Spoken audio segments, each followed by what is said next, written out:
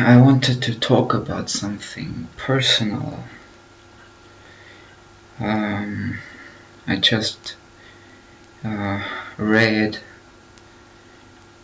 Aleister Crowley's book, Diary of a Drug Fiend, and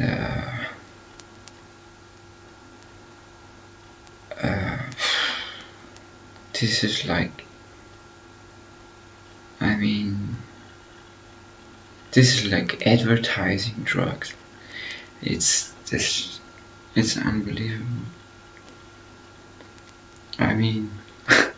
I just read a little bit of it, and then I gave up. I read an excerpt, and man, it's unbelievable. This guy.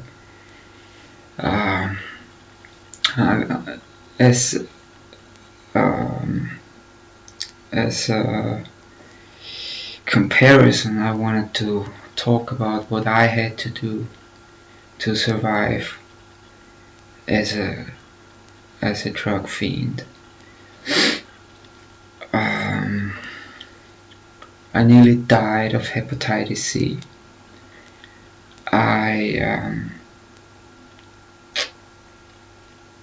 I got in fist fights. I was knocked out cold from a guy. I think he was an ex-boxer, street fighter, dealer, boxer / dealer, whatever you wanna call him. So he knocked me out cold, and I think I was lying on like the what do you call it? One of the basically in the middle of the city, knocked out cold for 15 minutes, because this guy had a very fast right hand, and he knocked me out. So I once got nearly tasered and stabbed, and that's just the stuff that I can remember. So I think I have repressed a lot of the real bad stuff that happened, including with police. There were several incidents where if they would have searched the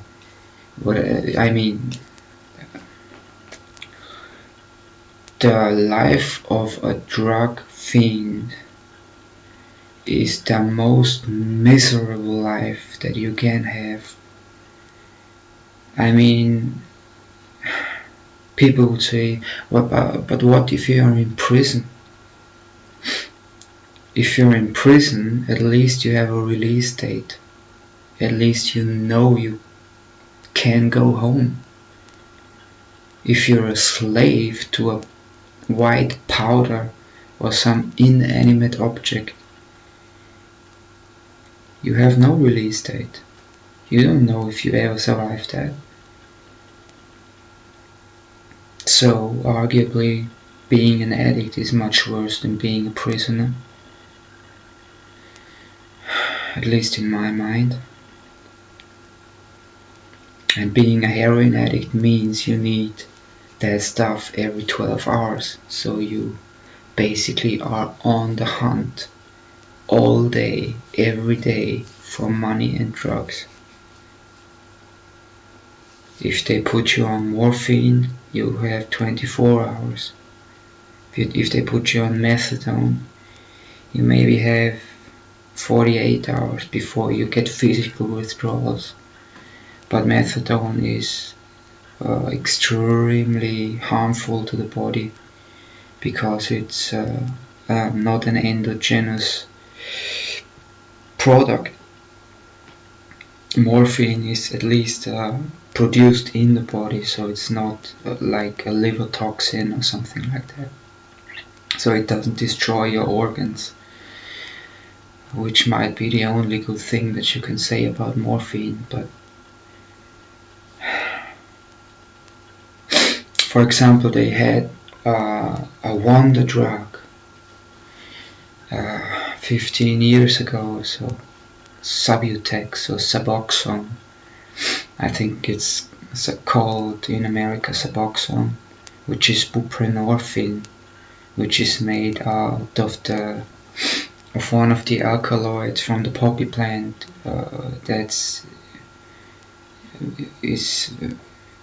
Has just like 1.3% of the poppy plant is that specific alkaloid. It's thebaine, and out of thebaine they make buprenorphine, and it's basically semi-synthetic, something like that.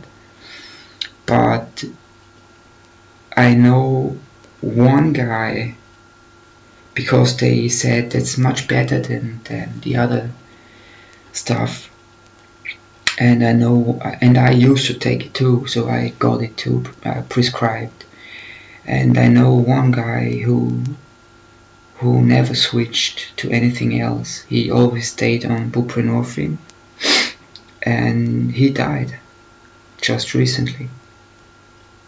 So that's again what I think about semi-synthetic and synthetic drugs. And morphine at least is not synthetic, which doesn't make it a good thing, but at least it's not toxic to your inner organs, you know. So anyway, I just read this thing about Crowley's book, about his first book that he wrote, Diary of a Drug Fiend, and it sounds a little advertisement-y to me, so just wanted to talk about that. There's nothing romantic about being an addict. Nothing. You're the leper of today, you know, and that's how you're treated. There's no compassion towards you. None.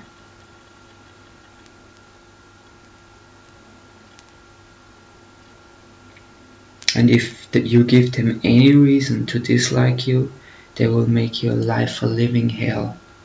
They will let you wait the longest. They will take other patients before you. And once I sat in the waiting room, although I was like the first person there, I sat in the waiting room from 7 a.m. until 3 p.m. to get my medication. And that I had to do that for 5 years or so, to go into that hospital to get my medication. They hated me.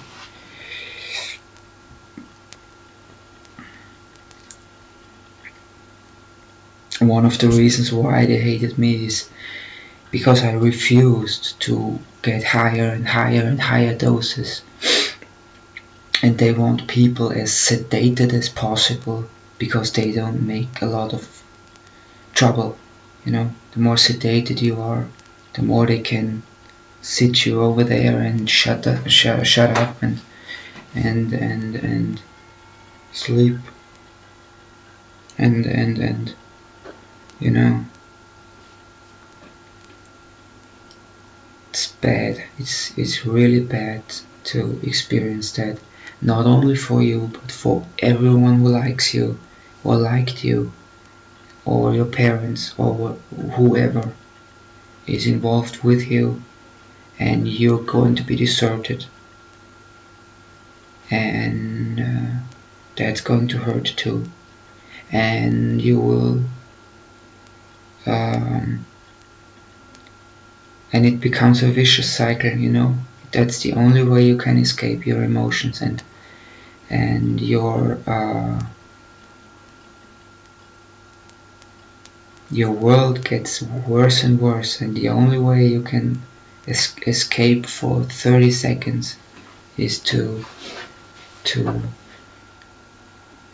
consume your drugs, and then it starts again, and that goes on forever and ever and ever. And I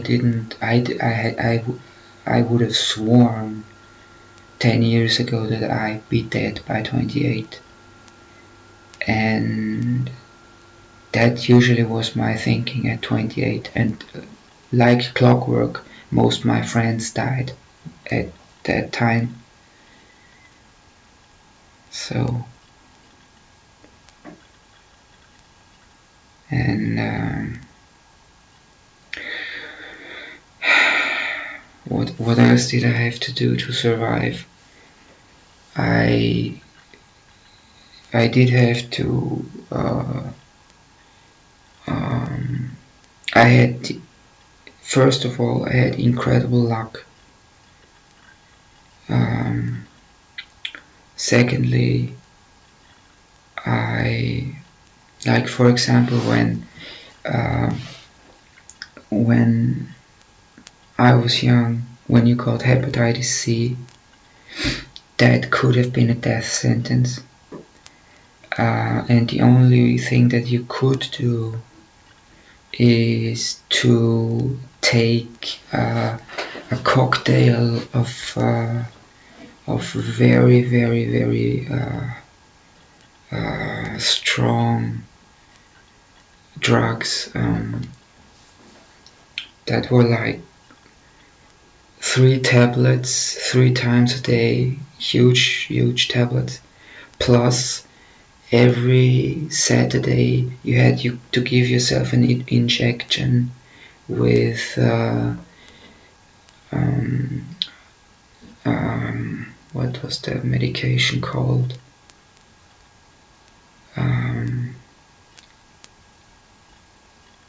I can't remember what the medication was called, but it was, you got a fever from that, so you would be, the whole weekend you would lie, and you would have to do that for 12 months.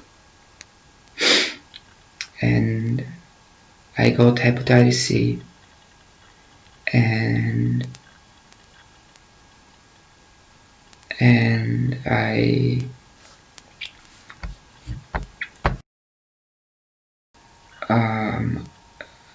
it was that the name of the medication was interferon. And interferon, if anybody has seen the movie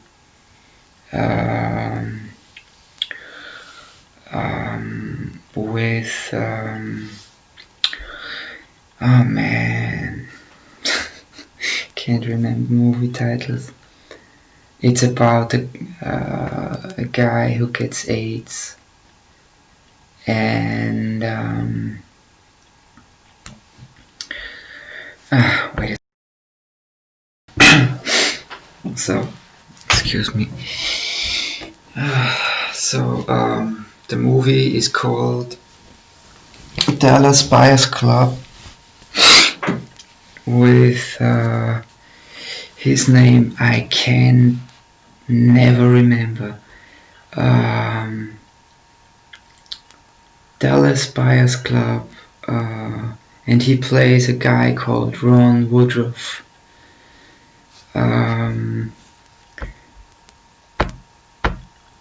And his name is Matthew McConaughey. Thank you, Matthew McConaughey. So it's about this guy who gets AIDS, and he has no patience with the doctors, because they basically tell him, yeah, you can try to do that, but you probably die. So he drives to Mexico and gets vitamins and so on, and that works wonders.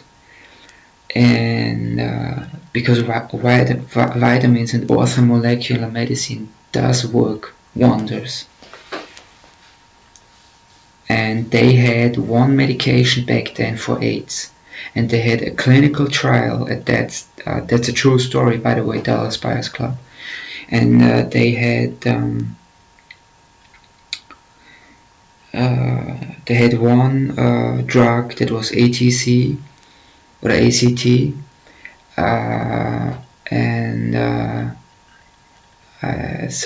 and people were just, I mean, they were obviously dying from these injections, and that's what AIDS did. And that was in the 80s, and he refused to do that because he got sick as a dog, and he went to Mexico, got this doctor, and he advised him a special combination of vitamins and so on. And then later in the movie, he tried to get interferon from Europe, because interferon was basically one of the very first antiviral medications that, if in high doses, could destroy viruses. So interferon was also the medication that you had to take. Like a few years ago, that's the only option. You have to take interferon. And when I got hepatitis C, my doctor told me, you know what? I heard something, that there's something new on the market, but it won't be released until 12 months from now, and your liver is still very good. Wait 12 months and we make blood checkups and so on to look if anything gets worse or something. And so I was basically one of the very first patients who got antiviral medications which had no side effects, which you took once a day, and I did not have to inject myself with interferon. But all my friends had to do it. All my friends that are not they all had to do that. And you usually got a high fever, so every weekend for 12 months you would be knocked out by this interferon. So, and this alone was so terrifying to me that I basically,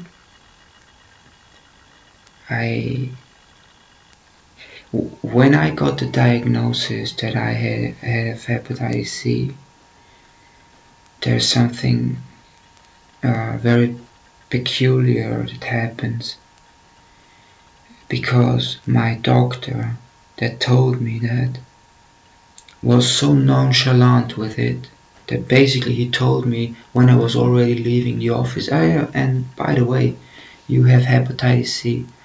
And I said, okay, thank you, bye bye. And it took like 3 weeks for it to sink in that this is a death sentence. This could be a death sentence. Back then, if you had the wrong type of hepatitis C, you had like a survival chance of less than 30%. So if you have a certain genotype of this virus, you had even if you did the interferon thing right, you could still die from that. And this took 3 weeks for me to sink in, and then it hit me like a baseball bat, and I started to physically shake, and it took 3 weeks for me to to understand that I might die when I'm 25.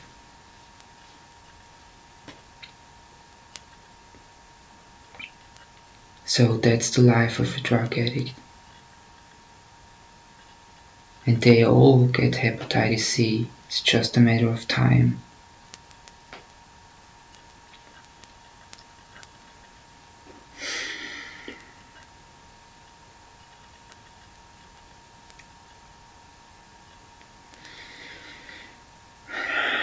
So, yeah.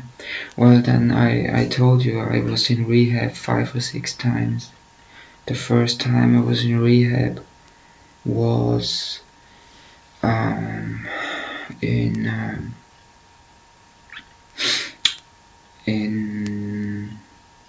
near where Hitler was born, in Linz, and I was and that was a former prison, and I was basically in the how do you call it,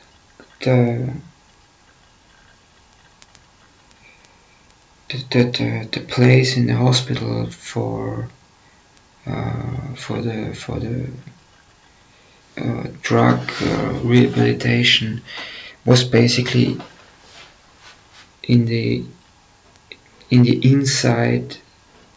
So basically there's a prison, and inside of that prison is another prison for like what's called the Berghof. There's basically like a prison outside, and within that prison is another prison for the high security dangerous people, and that's where the rehab was. And it looked like a prison. They still had the huge iron doors which made and the huge keys that were like this big to open doors and close them behind you, and like the staff there was like still from like the days of the prison, completely tattooed, like. And I think I was like 17 or 18 or 19 maybe. That was also pretty rough. And if you are in a prison, inside a prison, you're getting cabin fever. And basically I gave up. Like after a few weeks, I said, let me out of here. I can't take it anymore. There was one room with a coffee machine. That's it. And beds. I mean, that was like hard. There was nothing to do there. Nothing. And it was, yeah, unbelievable. So, and one of the other things that I had to do just recently, which I think made it possible for me to get back a little bit more on my feet, because I was so weak.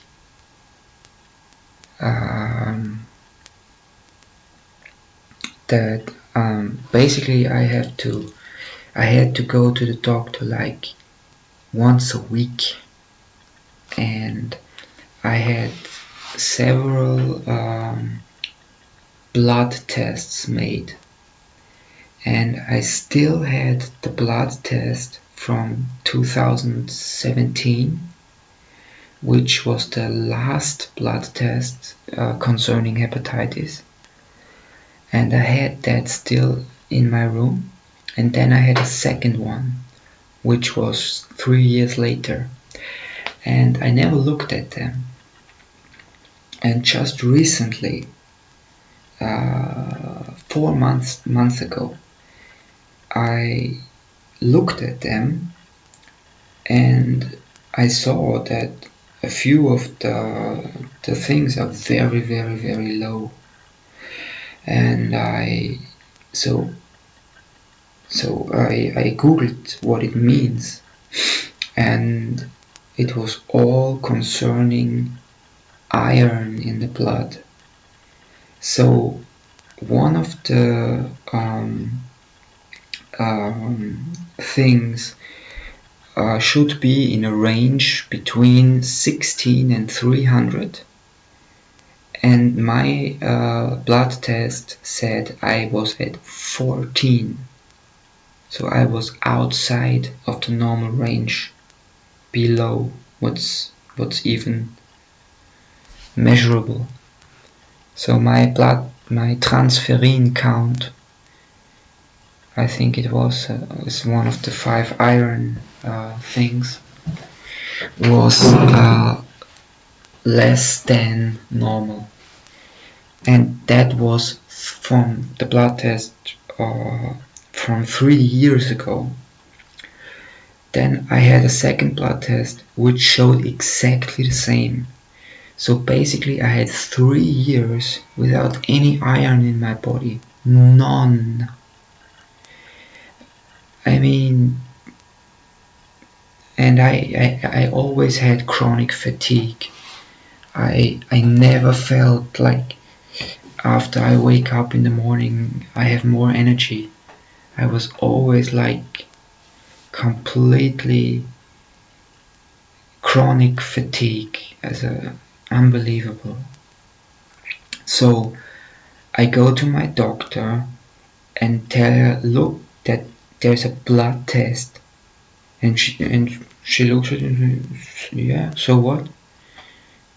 And I tell her, I have no iron in my blood, and she looks at it and says, oh yeah. So and I told her, but you did that blood test 2 weeks ago. Why didn't you tell me that I have to take iron supplements? And she said, oh, that's not that important. So basically, if you are an addict, they don't care about your blood work. They will always say everything is fine and dandy, fuck off. So I had to survive that, and I think that was Jesus, because I never looked at my blood tests. I always had trust in the doctors that they know what they are doing. But when there is a blood test and you see even from the graphics that it should be between this range, but it is somewhere there, you must be an idiot not to know that there's something wrong. So that's, it's just constant humiliation. They don't give a fuck about you, and they really let you know it and feel it. One year in my life, I had to make urine tests every month of that year, and in that year I got 12 letters from what is the police, saying, yeah, we're on our way to collect your driver's license because you didn't do the tests. And I always had it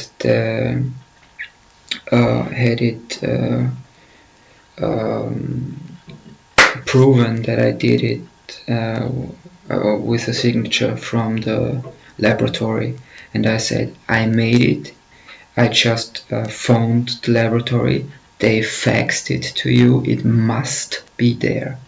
And then they they basically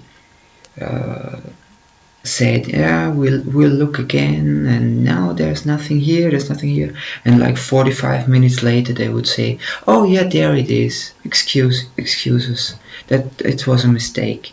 This happened 12 times within a year. Every month they said it didn't we didn't get it. And every time I called the laboratory, they said, we have faxed it, we have the fax number here, and so on. And it only stopped when I wrote an email with all my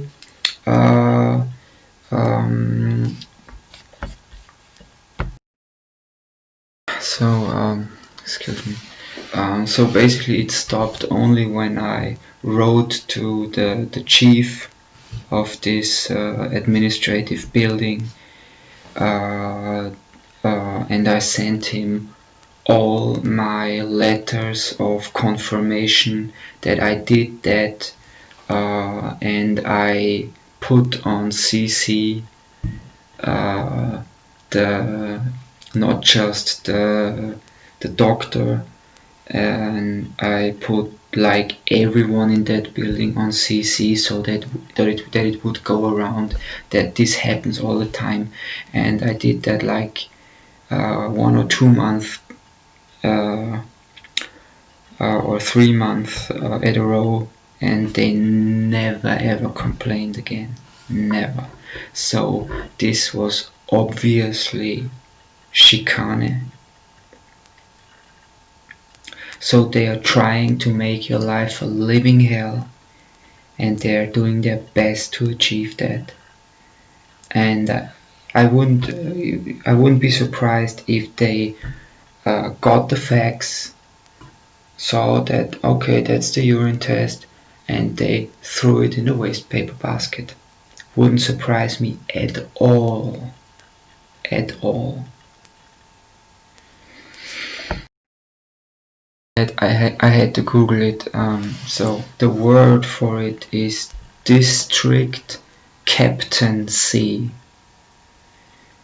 It's called Bezirkshauptmannschaft. So they are basically, they have a leading doctor, which is the district chief physician, and she said to me, to my face, I'm going to make your life a living hell. Do you know who you are talking to? Because I said something wrong. But basically, I didn't mean it as an insult. The first time I was there, she said to me something like, so what did you do? Like that, so like I was a child or something. So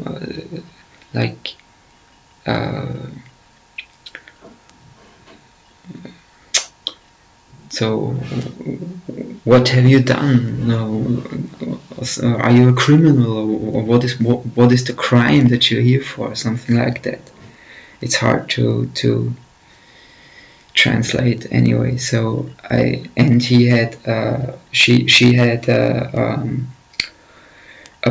basically what looked like a book before her with my name on it, and I looked at it and I said, that thing is so thick, I'm sure it's all standing in there, it's all written in there. And that was the first time I met her, and she never forgot that.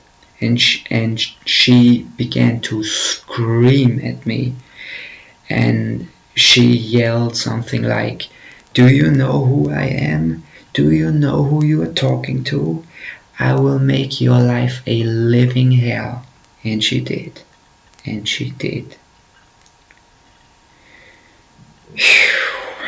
So that's the life, the glorious life of a drug fiend.